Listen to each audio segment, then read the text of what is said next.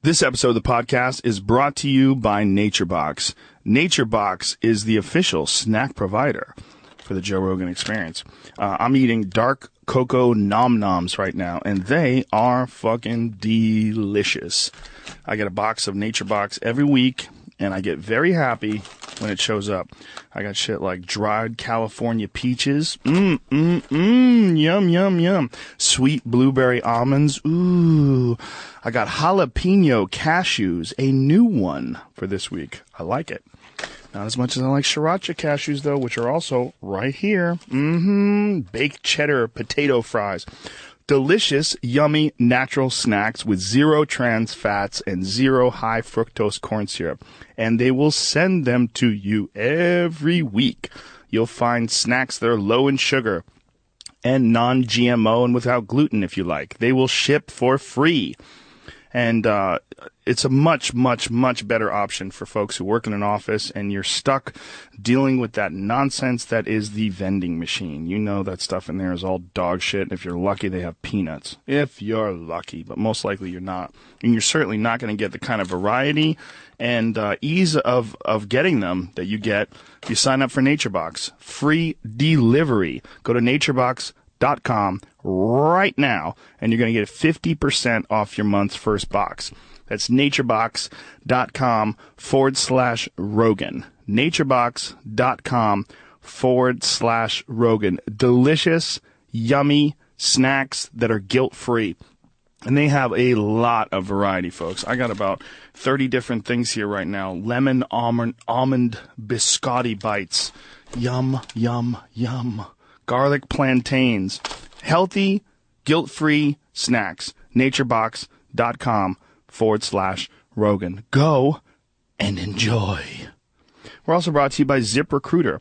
ZipRecruiter is an excellent way for people that are hiring to find the best candidates. Posting your job in one place just isn't enough to find quality candidates. And if you want to find the perfect hire, you need to post your job on all the top job sites. And now you can quickly and easily with ZipRecruiter.com. You can post your job to 50 plus job sites, including Craigslist, LinkedIn, and Twitter with a single click. Find candidates in any city or industry nationwide. Just post once and watch your qualified candidates roll in to ZipRecruiter's easy-to-use interface.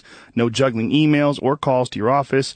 Quickly screen candidates, rate them, and hire the right person fast. Find out today why ZipRecruiter has been used by over 200,000 businesses.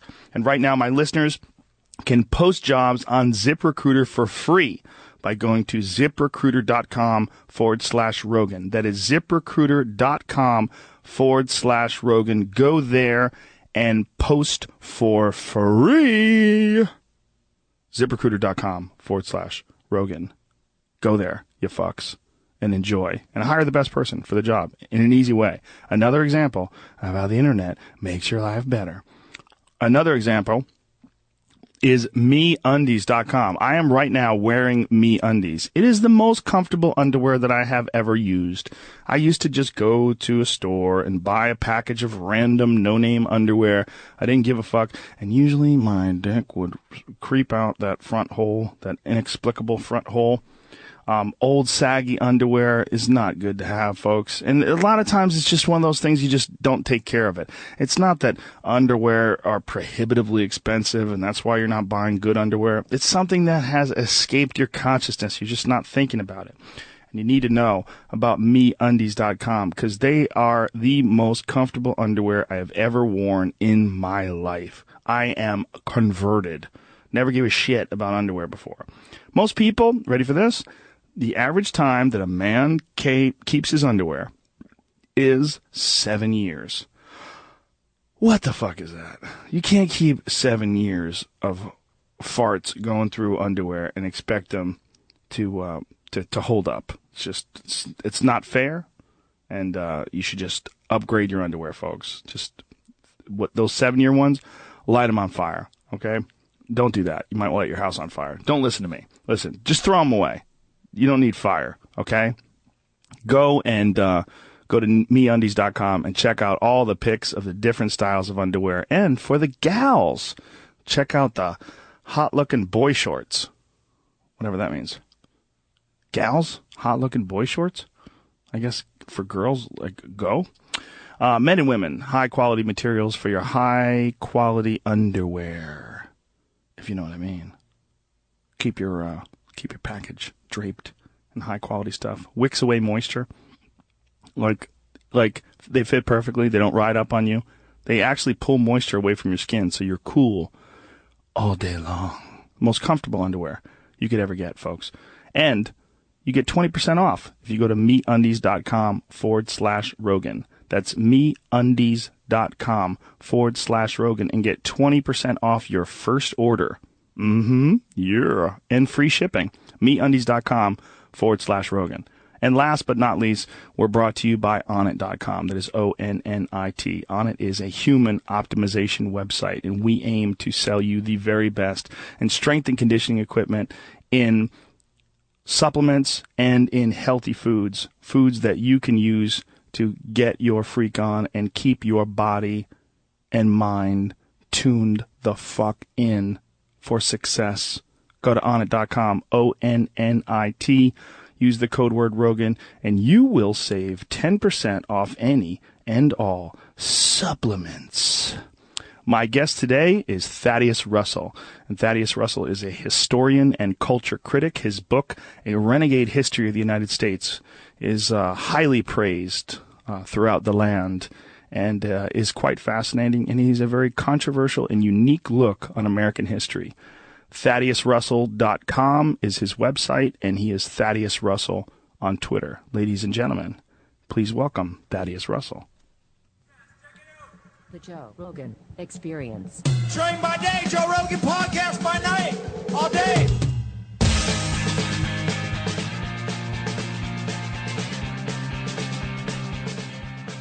Mr. Russell. Hey. Thank you very much for doing this, man. I appreciate it. Thank you. It's we were saying right before the podcast got started, it's always a weird thing when people sit down. It's like you don't want to talk too much because there's so much to say on the air. You don't want to get it out before you get to air. But I was saying it's appropriate having you on today because we're just now going to war with Syria. Right. And we were just talking about how bizarre this ISIS thing is and how it's just American people said, we don't want to go to war with Syria. It was this big thing, and Obama was on television. Everybody just openly rejected it, left and right. It was pretty much the American public was like, we're done with war. Like, we want to get out of Afghanistan. We don't want this Iraq thing anymore. We don't want to go to Syria. And so everything just sort of calmed down. And then all of a sudden, ISIS rose up from the ashes, and this ISIS thing, different names, ISIS. I've seen it ISIL, right? Yeah, and like I was saying, I don't like to get conspiracy oriented because it's so easy to do. But if you wanted to, you would say, well, this is obviously they've come up with a mechanism to get us into Syria. Yeah, sure. I mean, so there's two kinds of conspiracies. There's an open conspiracy, and then there's a closed conspiracy, right? So I think this is sort of an open conspiracy. A lot of people are saying, both left and right, by the way, that ISIS was really a creation of American foreign policy. Not that there were a bunch of dudes sitting in a room in the White House with cigars and saying, hey, we need to create this monster in order to sort of impose American will abroad, but that through many, many conscious decisions over many years in the Middle East, through direct interventions militarily and otherwise, they created the conditions for this bunch of psychopathic 20-year-olds with RPGs and swords beheading people, right? So, creating a vacuum in Iraq, right, by going to war there, by removing the dictator who was at least holding control over the people and over people like this, funding the rebels in Syria, and also, more importantly, a lot of people miss this, one of the things that's been happening, if you look at it just from a material standpoint, over the last 12 years at least, is that the United States has been flooding that area with weapons, right? So, and if you look at, there's a great piece, I think it was in The Guardian a few weeks ago, ISIS is using American-made weapons, right, that have been coming into that region, mostly into Iraq, but elsewhere for just decades, right?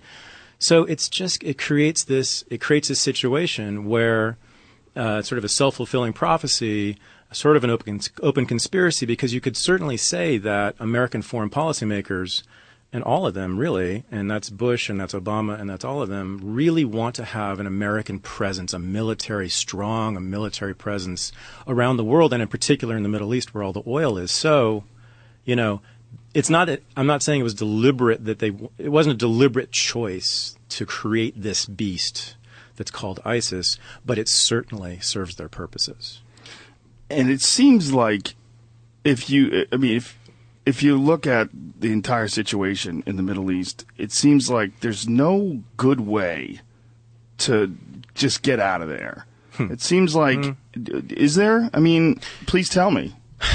Do you think there's a way to... Yeah, so I'm an out now guy. Okay. Yeah, I think that was the answer in Vietnam, right? That's what the anti-Vietnam War called for many, many years, was out now, not a gradual withdrawal, which is what the politicians called for because that's the, quote, responsible thing to do, but out now. And I think history proves that was the correct answer to that, right? I think that if the United States had left immediately in 1964, 65, name a year, name a time, it would have been a better thing for everyone. Now, the communists would have taken control of Vietnam, but they did anyway, right? And so what we had was, instead of about 2 million people, mostly civilians, die, right? We would have had far fewer. We would have had the same outcome essentially, but with far fewer. And then also, and we got to talk about blowback, right? Mm-hmm. So, the carpet bombing of not just Vietnam, but several countries during that war caused untold numbers of people to hate our fucking guts, right? America's guts. And that, that's blowback, right? They didn't come and fly airplanes into our buildings, but, it was anti-American in many ways. And it also served, and here's a very important thing, it served the interests of the goddamn communists, right? Because the communists could say, look at these barbarians coming here and killing our children and women, right? You should support us. We will protect you from them. So it actually played into the hands of the communists. And the very same thing is happening and has been happening in the Middle East for many, many years. David Petraeus, of all people, said before the Senate about 3 years ago, he said, U.S. funding of Israel in particular, U.S. funding of all these corrupt regimes in the Middle East, and our interventions is the number one recruiting tool for Al-Qaeda, right? And it's the number one recruiting tool for ISIS. They say, look, here's these infidels who have been invading us and killing our people and taking control of our resources for decades, right? We will fight back for you, right? And so it becomes a self-fulfilling prophecy. If you want to maintain a presence there, which they do, the United States does, you keep creating your own enemies to fight against. It's perpetual.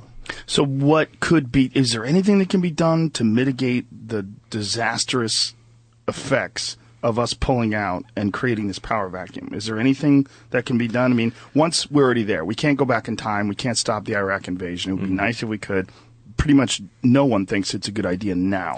Today, in hindsight, everyone thinks it was a terrible idea. The only good that came out of it was getting Saddam Hussein out, getting rid of his psychopathic sons. But now look at all the shit you have there, and you have 1 million people dead. Right. So the anti-interventionist argument is simply that pretty much every intervention has a negative consequence. Right. So the less the better. Right. So my position is let's do none, right? But when you have a guy like a Hitler or someone along those lines that's causing genocide and planning to take over the world, and so for Hitler, right? There's a large stream of thought among historians, a very respectable stream of thought, that the Nazis rose to power out of conditions created by the Allies after World War I. So that, extracting all these resources through forced payments from the Germans as reparations after World War I really laid the groundwork for the rise of this totalitarian who said, hey, look what those Westerners did to us. They decimated this country. They shamed us. They brought us into shame and degradation. We need a strong, powerful leader. We need discipline. We need order. We need to get rid of these foreign influences like Jews, who were considered to be foreign, right, in essence, because they were a nationless people, and the communists who had allegiance to no state, right? And so many people have argued, not just wacko conspiracy theorists, that it was actually American and Western foreign policy in the early 20th century that really made the rise of Nazism possible. Like, that's possibly the greatest example of blowback in human history. That's a crazy example of blowback. It seems like it's a perpetual cycle then. It seems like everything we've ever done in the past has led us to do more things in the future to combat the blowback from the things we've done in the past. And yeah, so I mean, if you look at the history of foreign policy, and by the way, that's the book I'm working on now, So this is a very appropriate topic for me.